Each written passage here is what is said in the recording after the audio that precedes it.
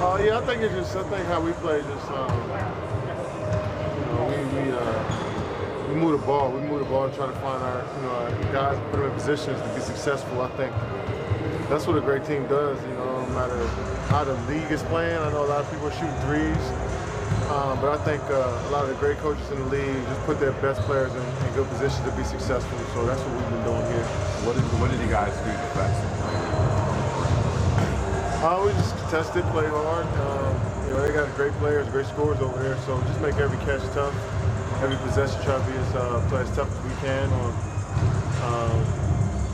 and rebound the basketball as well. Kevin, you've been around James for a long time.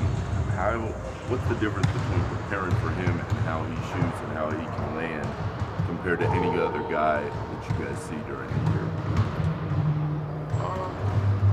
I think it's the way you prepare. You just try to get a good contest. We practice contests and closeouts, and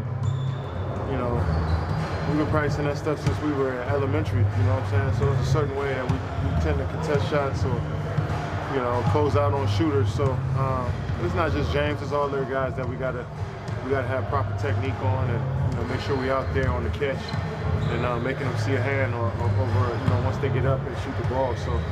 Just having proper technique, I think, is the most important thing, no matter who's in front of you. Do you have to expect many changes from them, or in a series like this, y'all play each other so much that y'all so familiar, it doesn't really matter? Yeah, we're so familiar with each other. I think they're going to definitely come out and make some adjustments, obviously, in how they play. But for the most part, they are who they are. We know their identity. They know ours. And we're just going to tip the ball up and see what happens. What do you guys think about Austin Rivers? He's going to be back now. I know he's a bench player, but he does get some playing time with those guys. Yeah, man, I think bench players are key in the playoffs, especially when they give you great minutes. And I'm sure, Austin Rivers can come in and impact the game pretty quickly, so we got to be ready for him. Did James always have a knack for drawing fouls, going back to your days at again? Yeah, I think he's always been clever at getting to the paint and, using his strength to bump guys off. And I think it just more so than anything, putting pressure on the defense. I think that's what he's always been doing. That cleverness, has he gamed the game, like in the ways that he's vocal about things? Has he made the cylinder around him? Has he given himself a protected? Nah, I wouldn't say that he has an advantage. I think everybody, once they get into the lane, they use little tricks to try to get their shots off. I don't think he's any different. He may bump guys off going to the rim, but everybody does that.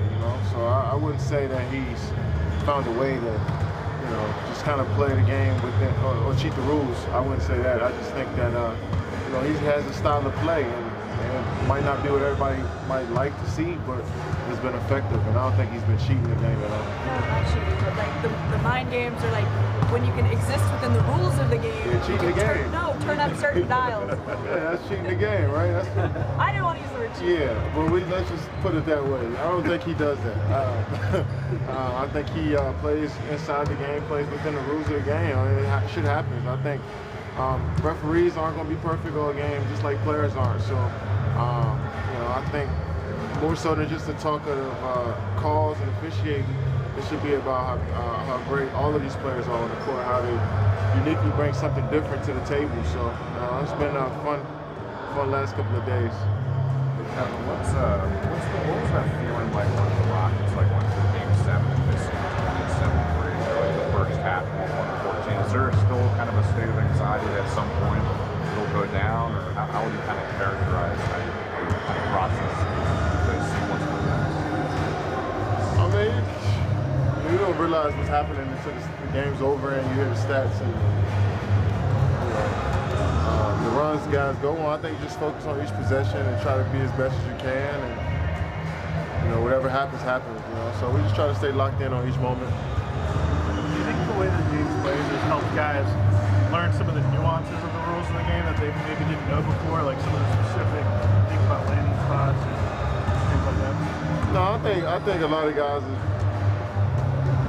First when you start, we probably want to say 2013. I think Kobe Bryant was going baseline against Atlanta, and he shot a fadeaway.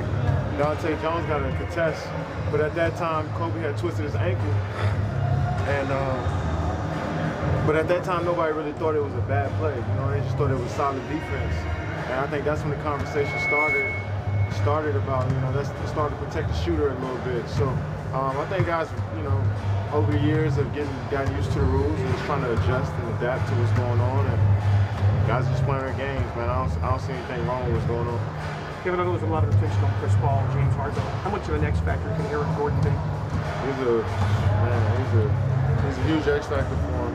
When he plays well, they usually roll over teams. You know, he's tough to guard, and I think we got our work cut out for him. So we got to be ready to start when the ball tips up. You guys shoot a lot of threes, they shoot a lot of threes. People might conclude that your offenses are similar. They're really not, are they? I mean, you're playing a much different offense than what they're doing. It was different styles. I mean, we probably got the same concepts to try to create space and get to your shooters, but you know, there's probably different ways we initiate. You know, some ways are similar, but you know, I think both teams are successful and effective at what they do.